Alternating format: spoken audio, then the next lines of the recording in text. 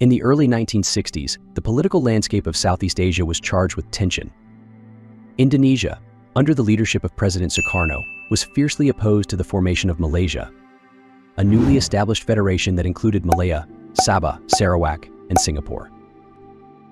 Sukarno viewed this as a colonial construct backed by Britain, which sought to maintain its influence in the region. This sentiment led to the launch of the Confrontation, a period of armed conflict marked by covert operations, sabotage, and infiltration. Indonesia's aim was clear: to destabilize Malaysia and deter its formation. The stage for these acts of defiance stretched across the region, but one of the most significant and tragic episodes would unfold in Singapore, a thriving commercial hub of the new federation. Amidst the simmering conflict, two young Indonesian Marines, Usman bin Haji Muhammad Ali and Harun bin Said, were chosen for a dangerous mission. Both men, deeply loyal to their country, had been trained to carry out acts of sabotage as part of the Indonesian military's clandestine efforts to weaken Malaysia. They were part of a larger network of infiltrators sent to strike fear into the hearts of those living in the Federation. For Usman and Harun, their target would be in Singapore. In March 1965, Usman and Harun slipped into Singapore unnoticed. The city was vibrant and bustling, a symbol of progress and economic growth. Yet, beneath the surface, there was a palpable undercurrent of unease. The citizens of Singapore were aware of the ongoing Konfrontasi, but few could have predicted the devastating act of terror that was about to unfold. The pair had one goal: to plant a bomb that would cause maximum damage to a key infrastructure, striking both fear and confusion among Singaporeans. They chose the MacDonald House, a prominent building located along Orchard Road, one of Singapore's busiest and most popular streets. The building housed several offices, including a branch of the Hong Kong and Shanghai Bank, making it a prime target for their attack.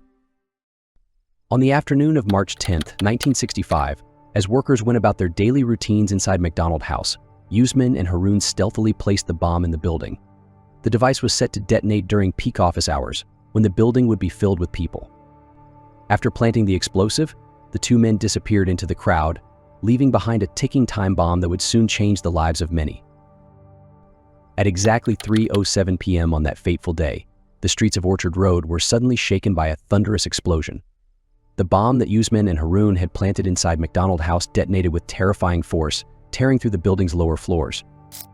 The blast sent a powerful shock wave through the area, shattering windows and raining debris onto the street below.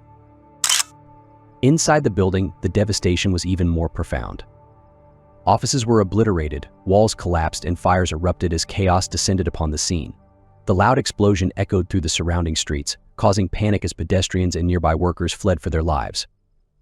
The air was filled with the sounds of sirens as emergency services rushed to the scene, trying to navigate the destruction. The aftermath of the bombing was heartbreaking. 3 innocent lives were lost that day: Elizabeth Susie Chu, a 36-year-old secretary, Juliana Francis, a 23-year-old office assistant, and Abdul Wahab bin Abdul Aziz, a 45-year-old driver. They were caught in the wrong place at the wrong time, victims of a conflict that few truly understood. In addition to the fatalities, 33 others were injured, many of them severely. The survivors, shaken and wounded, would carry the trauma of that day for years to come. For the people of Singapore, the attack was a profound shock. Though they had lived with the knowledge of Konfrontasi, the bombing brought the reality of the conflict to their doorstep in a brutal and visceral way. Singapore, a city striving for peace and prosperity, had been transformed in an instant into a site of fear and violence.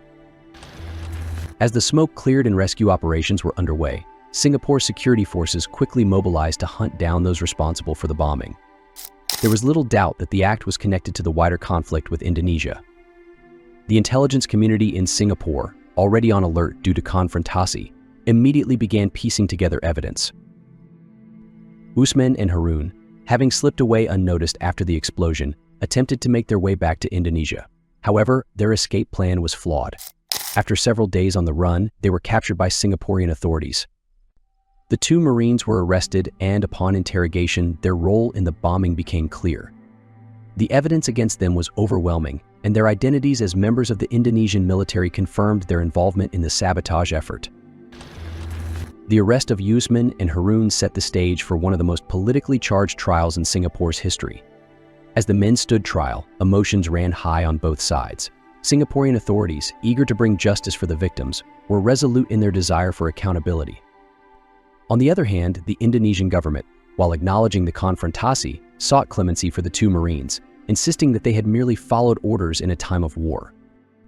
The trial lasted several weeks, with evidence and testimonies detailing the meticulous planning and execution of the bombing. Usman and Harun, despite their young ages, remained stoic, knowing the gravity of their situation.